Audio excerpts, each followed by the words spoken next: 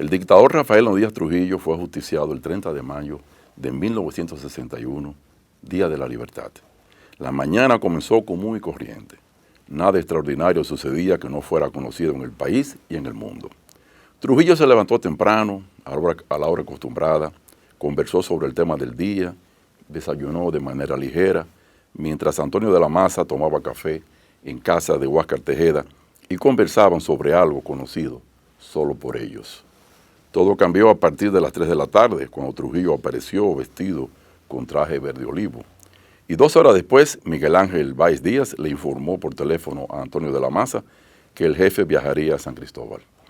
Este, de inmediato, reunió a los conjurados para realizar el plan tiranicida y ordenó a Miguel Ángel Vissier llevar a su casa el carro Oldsmobile 56, que era de su propiedad, con 2 sacos de armas que serán usadas poco después.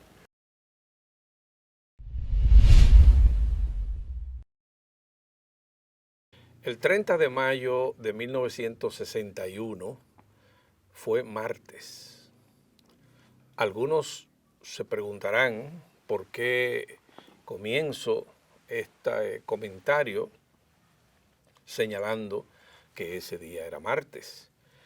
Y es que la conspiración del 30 de mayo, que se ha dado en llamar así, los conjurados durante más o menos un año estuvieron planificando la manera más efectiva de eliminar al dictador Trujillo por diferentes vías. Pero una vez ellos establecieron que el dictador acostumbraba a viajar a San Cristóbal cada miércoles y que esa costumbre la había adoptado de una manera muy singular porque se trasladaba a San Cristóbal solo en compañía de su chofer y sin los dispositivos de seguridad que por lo general establecía el servicio de inteligencia militar cuando el dictador Trujillo asistía a cualquier lugar. Que el martes 30 por la mañana algunos de los vinculados al complot se enteraron que el dictador viajaría a San Cristóbal ese martes por la noche en lugar del día siguiente. Lo que quiere decir que cuando Antonio de la Maza supo esa valiosa información cerca de las 5 de la tarde del martes 30, de inmediato se dispuso a reunir a los compañeros que vivían en la capital, porque de los miembros del grupo de acción, que originalmente eran 9, había 3 o 4 que vivían en Moca y La Vega. De manera que con la rapidez con que tuvo que actuar Antonio de la Maza ese 30 de mayo por la tardecita, de convocar a los compañeros de conjura que estaban en la capital, en el tiempo que transcurrió entre las 5:30 y las 8 de la noche, solo pudo reunir 7 personas. Y esas 7 personas fueron las que alrededor de las 8 y algo de la noche se reunieron en un punto determinado de las afueras de la ciudad, cerca de la ciudad ganadera. Repartieron las armas, se repartieron en 3 vehículos y se dispusieron a esperar a que Trujillo pasara por ahí, por donde ellos lo esperaban, para emboscarlo. La espera duró alrededor de hora y media, y cerca de las 9:30, entre 9:30 y 10 de la noche, el dictador y su chofer, Zacarías de la Cruz, pues pasaron por las inmediaciones del Teatro Agua y Luz en dirección a San Cristóbal. Frente al Agua y Luz había un vehículo con 4 personas que aparentemente tomaban fresco esa noche en el malecón. Esas 4 personas eran Antonio Inver Barrera, que conducía ese vehículo, Antonio de la Maza, el teniente Amado García Guerrero, que no vestía de militar esa noche porque ese día estaba libre, y Salvador Estrella Sadalá. Ellos cuatro, inmediatamente pasó el carro del dictador, se montaron en su vehículo y comenzaron a perseguirlo. Más adelante había dos vehículos esperando también al dictador que tenían la misión de emboscar el vehículo que conducía su chofer y así hacer posible que los otros cuatro restantes pudieran emboscar y entonces entre los tres vehículos unidos enfrentar a tiros al dictador. Pero, ¿qué sucedió? Esos dos vehículos, en uno estaban el ingeniero Huáscar Tejada y Pedro Livio Cedeño, y en el otro solo estaba Roberto Pastoriza. De manera que esos 7 hombres que se dividieron en 3 vehículos fueron los responsables ese martes 30 de mayo de enfrentar a tiros al dictador Rafael Leónidas Trujillo. La persecución del vehículo se hizo en un lapso de algunos 15 minutos. El vehículo persecutor logró alcanzar el carro de Trujillo y de inmediato Antonio de la Maza y el teniente Amado García Guerrero abrieron fuego contra el carro del dictador, logrando el primer disparo de escopeta de Antonio de la Maza, pues dar en el blanco y herir de manera casi mortal debajo de la axila izquierda al dictador Trujillo. El otro vehículo que conducían Huáscar Tejeda y Pedro Livio, pues se percató del ataque a Trujillo cuando oyó la detonación y el tiroteo que se armó tan pronto Trujillo salió del vehículo y su chofer, pues comenzaron a intercambiar disparos y con sus atacantes. El otro vehículo que no se pudo incorporar a la acción fue el vehículo que conducía Roberto Pastoriza porque tuvo inconvenientes en el arrancado. Pero de todos modos, cuando se dio el enfrentamiento directo entre los 4 ocupantes del carro que conducía Antonio Inver, pues al cabo de unos 5 minutos, que es mucho, de un intenso intercambio de disparos en el que solo el chofer de Trujillo fue quien realmente pudo defenderse y defender a su jefe, que usó por lo menos 2 ametralladoras que había en el vehículo, pues al cabo de ese breve lapso, Trujillo resultó muerto. De la siguiente manera, Antonio Inver cuenta que cuando estaba Trujillo parapetado detrás del carro, que logró estacionarse, pararse en medio del paseo de la avenida George Washington hacia San Cristóbal, uno de Antonio de la Maza por detrás del vehículo le disparó, salió hacia afuera y entonces Antonio Inver de frente le dio un tiro en el pecho, cayó de bruces y entonces Antonio de la Maza, dice el propio Antonio de la Maza en un testimonio, le dio un tiro en la barbilla, considerando que ese era el tiro de gracia.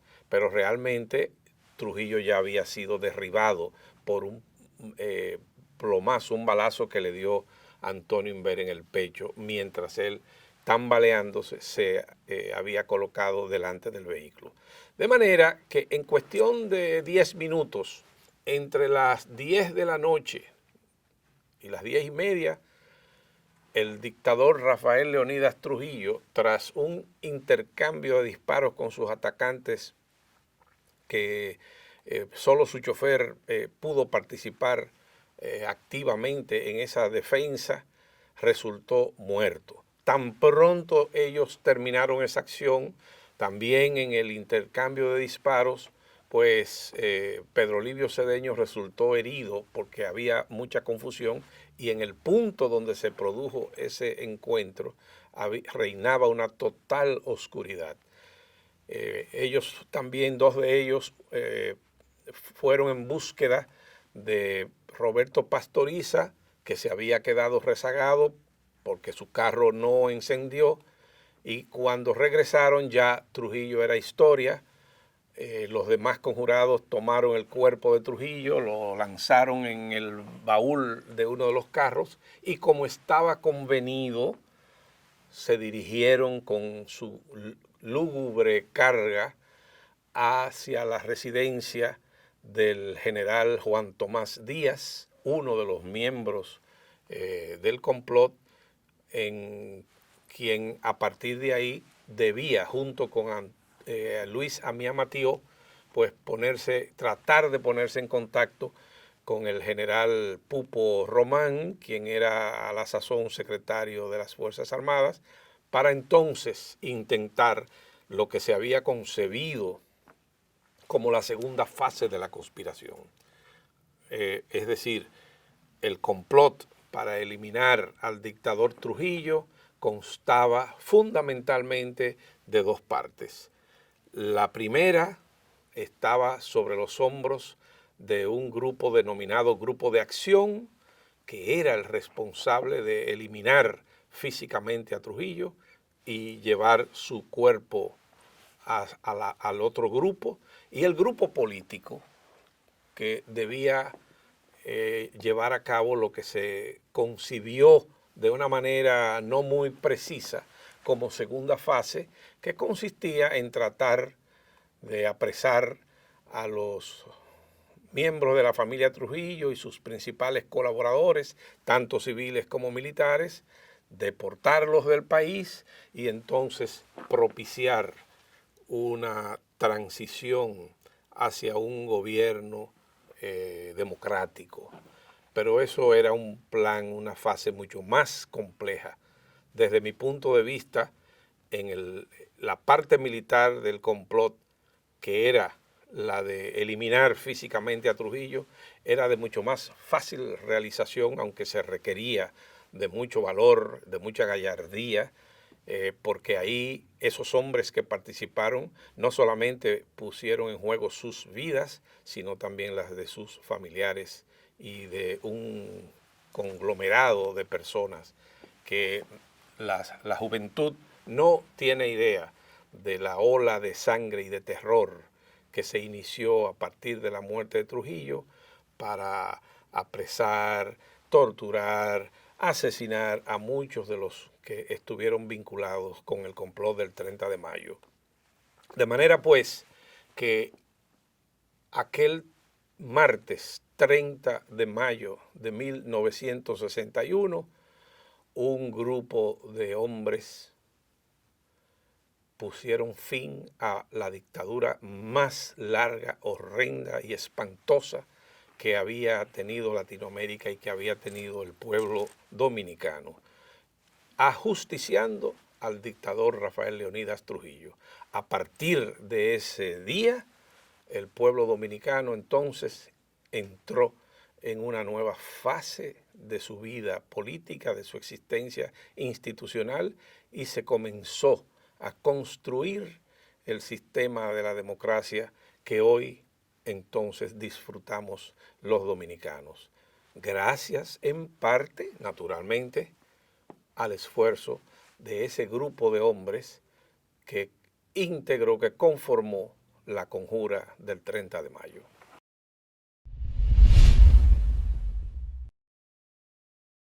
Para el 30 de mayo de 1961 yo tenía 13 años de edad y recuerdo perfectamente esa noche y esos días antes del 30 de mayo, porque aunque yo estaba interna en el colegio apostolado, el 24 de mayo, que era el día de cumpleaños de mi papá y que era miércoles, que eran los días que iban a la avenida, él vino y fue al colegio a verme, se encontró con que yo estaba enferma, con una hepatitis de 4 cruces, Me sacó del colegio y me trajo a la casa.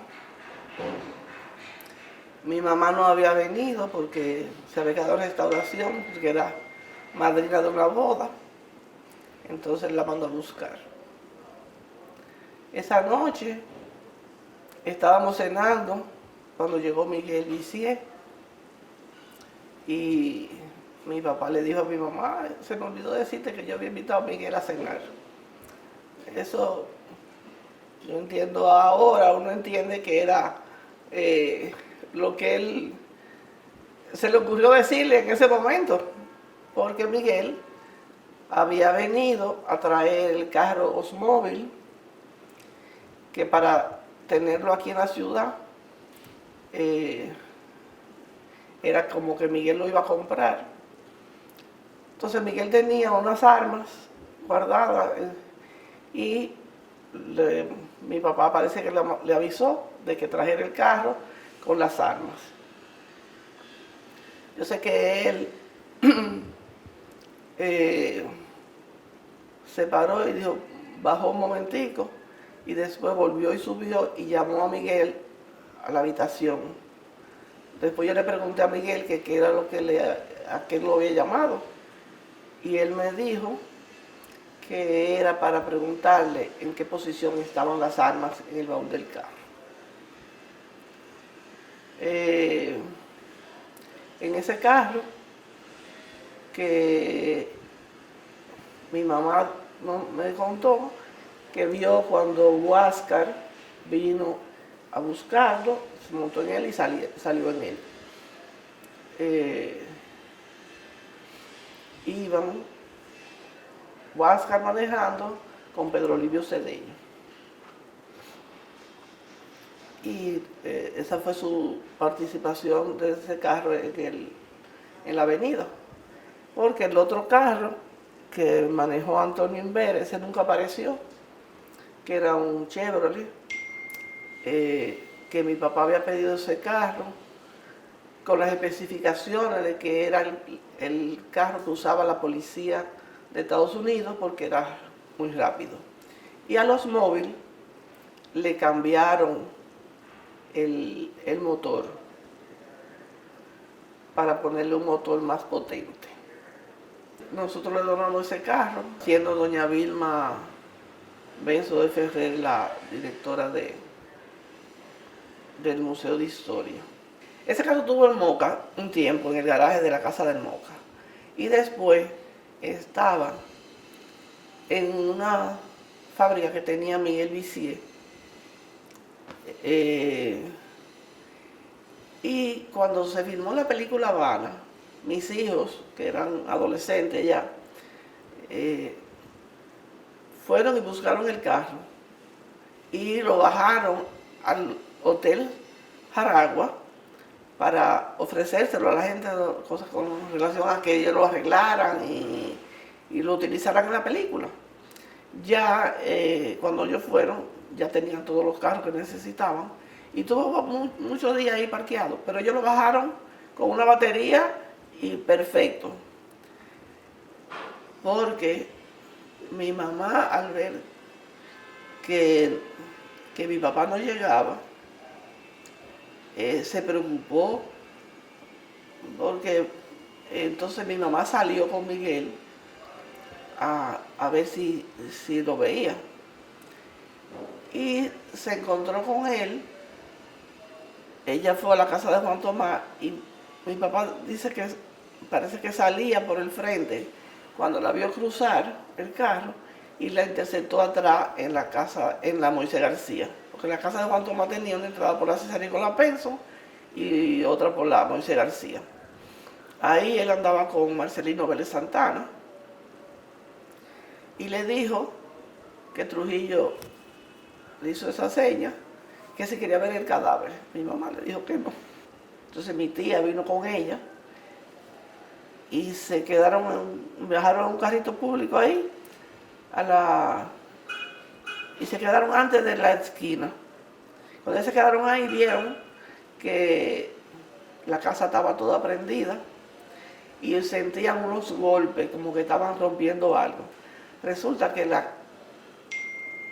habían venido, se habían ido y volvieron. Entonces la puerta estaba cerrada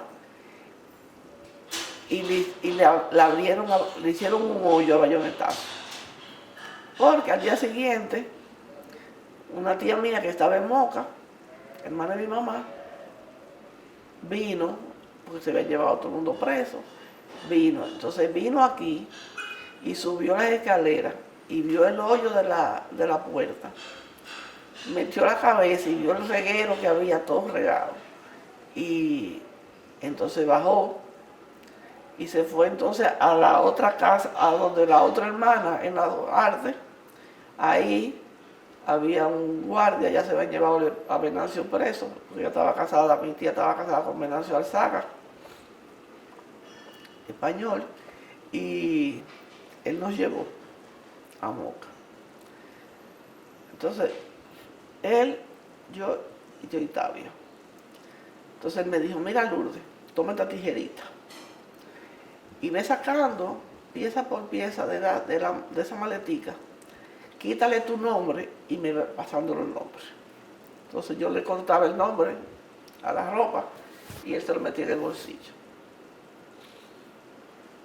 En uno él se para, había muchísimas paradas y cuando venía la cédula yo le decía, ya está la cédula, y ella me decía, quédate quieta, cállate. Y no, se quedaba como si no fuera con ella. Bueno, en una que él se para, cuando entra al carro dice, se me fue el alma a los pies.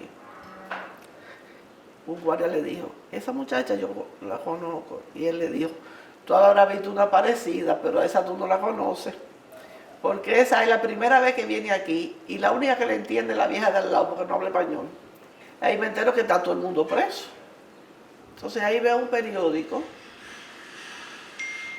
que está Pedro Livio Cedeño en la clínica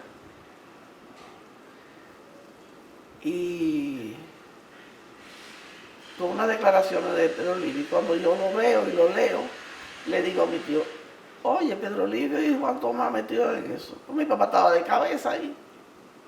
Y me dice, ¿y por qué tú dices eso? Digo, porque yo era íntimo amigo los tres. Y muchas veces la hija de Pedro Livio estaba en el colegio conmigo y muchas veces coincidían ellos allá y se podían hablar. Entonces, no sé si era programado o qué, pero mi papá estaba muerto y yo tampoco lo sabía. Al día siguiente vi que escondieron como un periódico y desde que desalojaron la habitación, yo lo fui a buscar y ahí me enteré de la muerte de mi papá.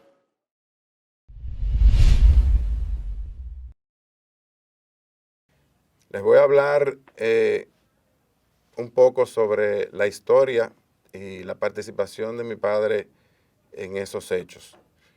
Lo voy a hacer con el testimonio de mi madre, quien tuvo el privilegio, si le podemos llamar así, de haber podido estar junto con mi padre toda la noche del 30 de mayo posterior al ajusticiamiento y al otro día, el 31 de mayo, hasta el mediodía aproximadamente. Mi padre fue un hombre que tuvo el privilegio de estudiar su carrera universitaria. Él fue ingeniero civil, estudiar fuera del país. Estudió en Canadá y en Estados Unidos, graduándose de ingeniero civil en la Universidad de Connecticut. En Canadá estudió en la Universidad de Toronto. Ese tiempo que estuvo fuera del país formándose como profesional le permitió conocer cómo se vivía en países en donde se vivía en democracia y se dio cuenta de que lo que vivíamos en el país era algo horrible, de que era muy terrible vivir en aquella dictadura que no permitía ningún tipo de libertad a la persona. Y por eso, cuando regresó al país, regresó pensando en que había que terminar con la dictadura y, para no hacer la historia muy larga, se incorporó al complot para ajusticiar a Trujillo. Ese día fue un día habitual, ya las visitas de Antonio de la Maza eran habituales en la casa para mi madre. Él iba a las 6 de la mañana. Ese día fue que él notó que mi mamá estaba en estado de embarazo. Y al verla, ella tenía como un saquito de eso que se ponen, una batica de la que se ponen las embarazadas, le preguntó, señora, yo no me había dado cuenta, ¿usted está embarazada?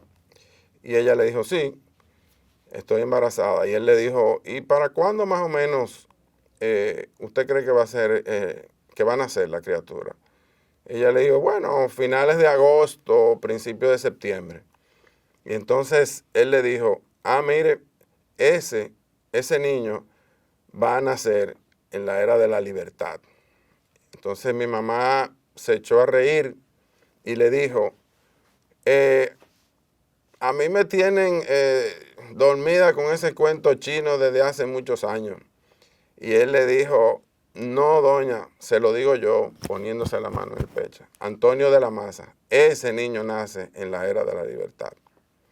Y al cruzar la Máximo Gómez pasaron frente a una casa en donde habían unos hombres parados conversando. Mi mamá reconoció de ellos solamente a Antonio de la Maza. Los otros dos, ella no los conocía, pero después sí supo quiénes eran, que eran Salvador Estrella y Antonio Inver. La casa donde estaban conversando era la casa frente a la puerta de la casa de Salvador Estrella. Entonces mi mamá le dijo a mi papá, mira, ahí está Antonio de la Maza. Y él le dijo, no lo saluden, no lo saluden.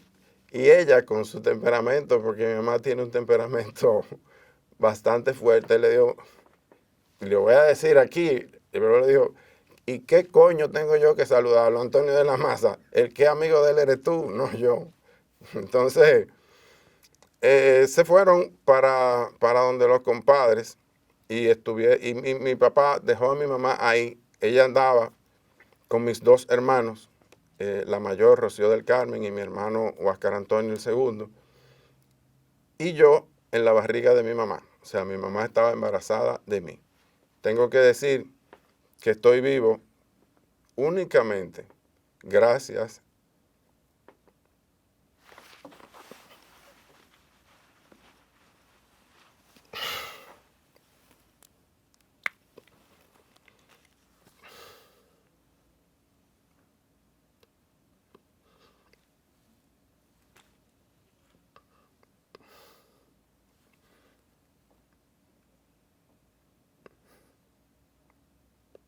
decía que yo estoy vivo gracias únicamente que al valor de mi madre, porque ella estuvo presa conmigo en su vientre y lo más lógico era que debió de haber perdido el embarazo. Sin embargo, pudo contenerme hasta que el 8 de septiembre de ese año, en 1961, yo nací en la mesa del comedor de mis abuelos maternos. Mi mamá es hija de un inmigrante español y una inmigrante cubana y tenían un pequeño hotel de pueblo en Higüey.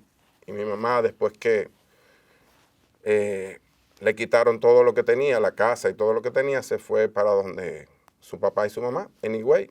Ningún médico la quería atender, solamente uno, que el doctor Marino Mendoza, que fue a la casa el 8 de septiembre a atender el parto de mi madre, que se dio, como les decía, en la mesa, en una de las mesas del hotel.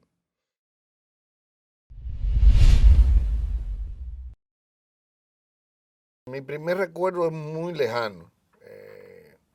De hecho, mi madre me llevó a un psiquiatra, ya más grande, para averiguar por qué yo me recordaba de tantas cosas.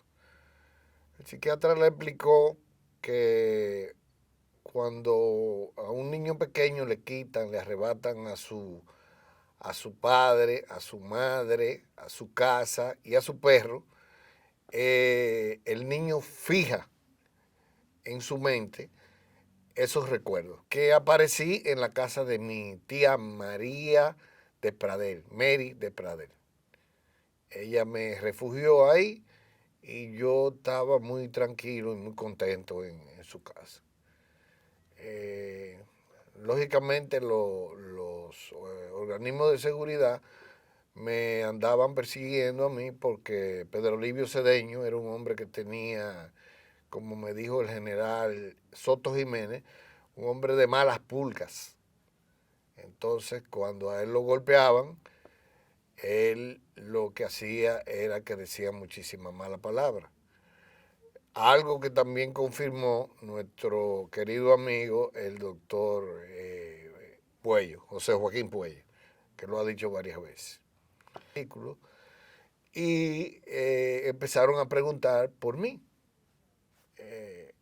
Mi tío le dijo que yo no sabía dónde yo estaba.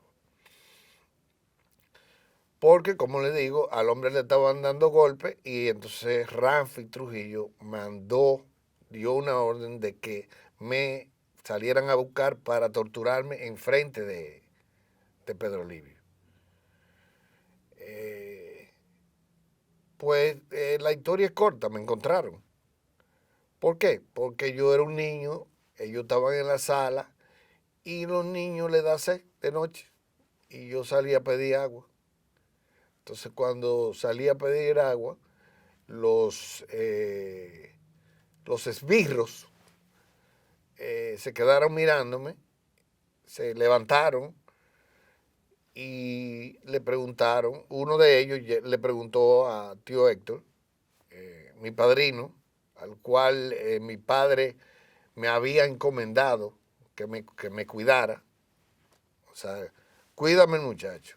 Esa era la expresión que usaba mi tío Héctor, cuídame el muchacho. Entonces él, como un abogado muy inteligente que era, y mi tía, una mujer muy hábil, que fue atleta en su juventud, ella me agarró y ellos empezaron a preguntar que quién era yo. Y entonces ellos le contestaron que yo era el hijo de la sirvienta. Entonces los señores se sentaron de nuevo porque conocían a mi tío Héctor. Luego de eso, pues nada, mi mamá estaba en la cárcel del 9, donde habían 29 mujeres, 29 señoras, en un recinto que era la mitad de este, donde si se acotaba una, se tenía que levantar la otra. Mi madre estaba en estado, tenía 6 meses en estado, y allí llegó uno de los hijos del sátrapa a amedrentarla, a ella específicamente, entre todas las mujeres, y se pegó en los barrotes de la cárcel y le dijo a él y a su escolta, le dijo, la preñadita está aquí y está viva. ¿Qué quiere usted conmigo? Haga lo que le dé su gana. Salí de la clínica, entonces ya iba a visitar a mi padre allá a la cárcel de la Victoria. Él le contaba muchas cosas, que eran torturas, le mandaba mensajes escritos en papelitos, en clave para gente. Le hizo la historia de lo que fue lo del 30 de mayo.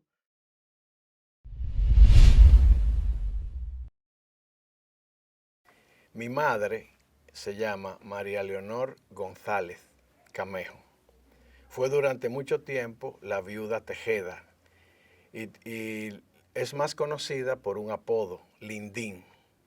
Era una mujer, aún vive, era una mujer muy linda, hablo de la juventud, y mi abuelo nunca la llamó por su nombre, sino que le decía cuando era pequeña Lindín, el diminutivo de linda.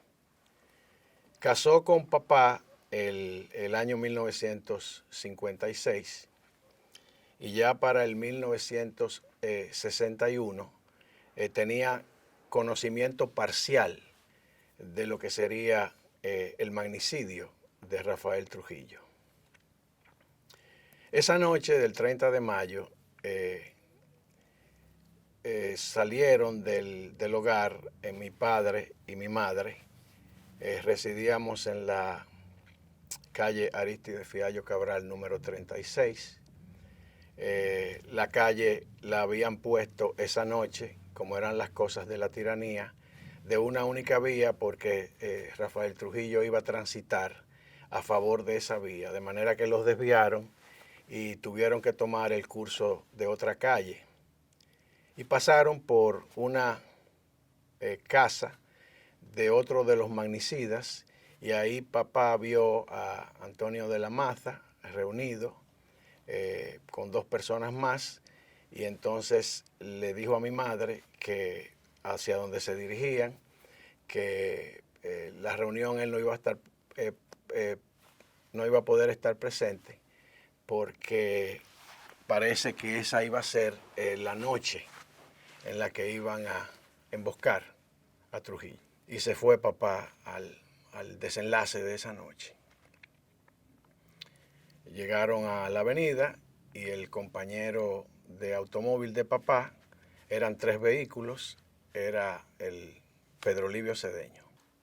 Esos cambios de luces, aunque no fueron fatales, porque el resultado de la noche fue el triunfo del magnicidio y la gloria de la República, esos cambios de luces hicieron que Huáscar y Pedro Livio concurrieran un poco más tarde, pero ya estaba iniciado el tiroteo. Esas 2 preguntas se hacían: ¿quién le pasó por encima con el carro? ¿Quién le disparó en la boca? A Huáscar Tejeda se la hizo, las 2. O sea, mi madre me lo narra, que en las oportunidades que nosotros fuimos a verlo, yo obviamente no lo recuerdo, yo tenía 2 años y medio, 3 de edad, recién cumplidos, pero mi madre nos llevó en las oportunidades que pudimos visitarlo en La Victoria, ya cuando salieron de los muladares de tortura, los hechos posteriores al magnicidio de Rafael Trujillo. Se inician las capturas o secuestros porque de nada valían los tribunales, los que terminan, los que son capturados terminan bajo tortura y como antes dije, Amado no decidió entregarse, lo mismo Antonio de la Maza como Juan Tomás Díaz, y esos obviamente enfrentaron el cerco que les impuso el remanente de la tiranía y enfrentaron a tiros y a balas y cayeron. Los otros fueron ingresados en el 9, en la aviación militar dominicana, torturados desde los primeros días, desde el umbral de junio hasta el 18 de noviembre, en que ese grupo que se reconoce, esos 6 patriotas dominicanos, fueron trasladados por el remanente de la familia Trujillo y la camarilla de Ramfis a una finca, propiedad de ellos, Hacienda María, y allí los asesinaron.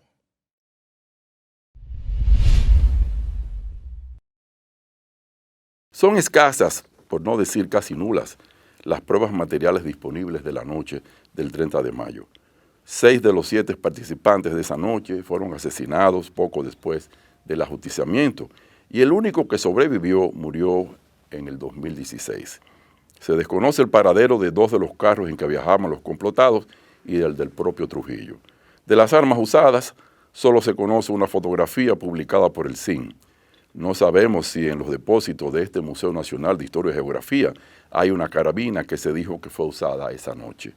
Lo único tangible y a la vista de todos que se tiene es el Oldsmobile 1956, conducido en ese entonces por Huáscar Tejeda, acompañado por Pedro Livio Cedeño. Se trata de un modelo 98, fabricado en 1956 por la General Motors en Michigan, Estados Unidos.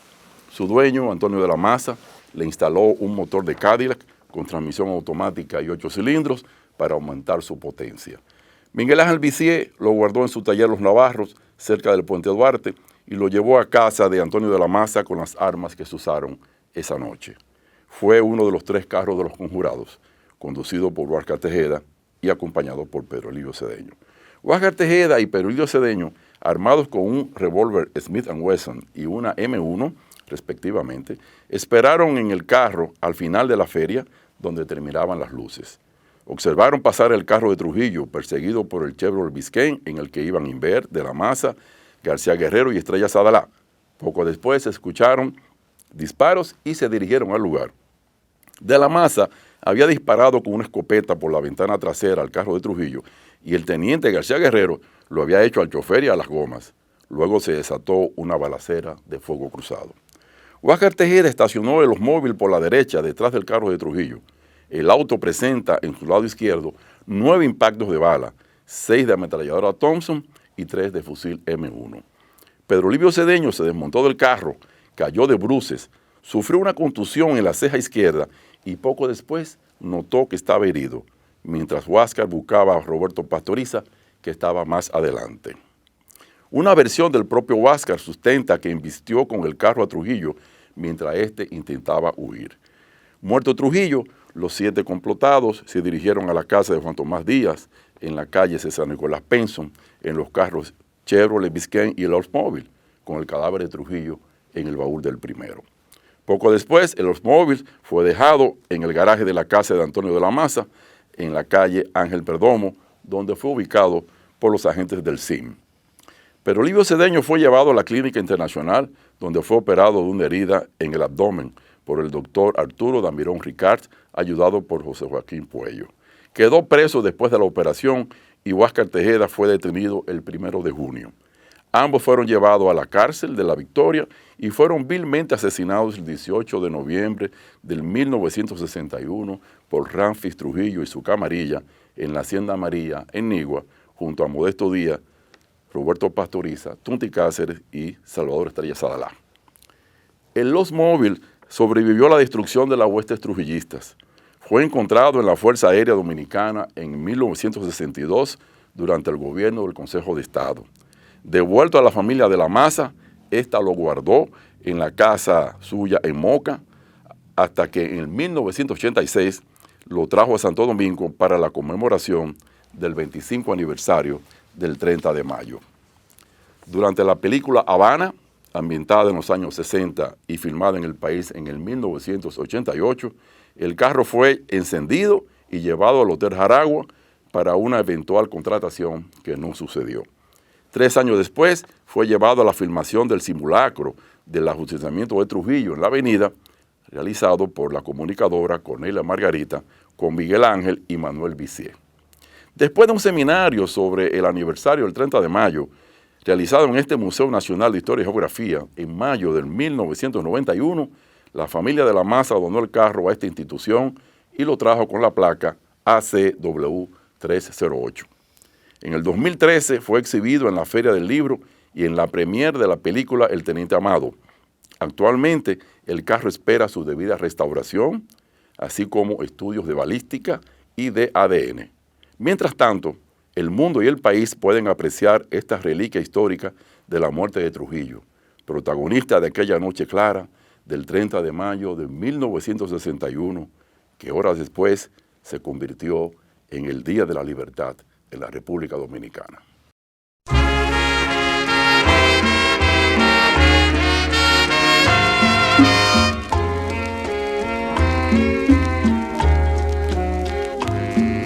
No llores, muchachita quisqueyana, esconde tu dolor un poco más, que otra vez volverán a tu ventana las canciones de antaño a resonar. No sufras, campesino de mi tierra, oculta en el arado tu ansiedad, que algún día en el surco de tu siembra una rosa de amor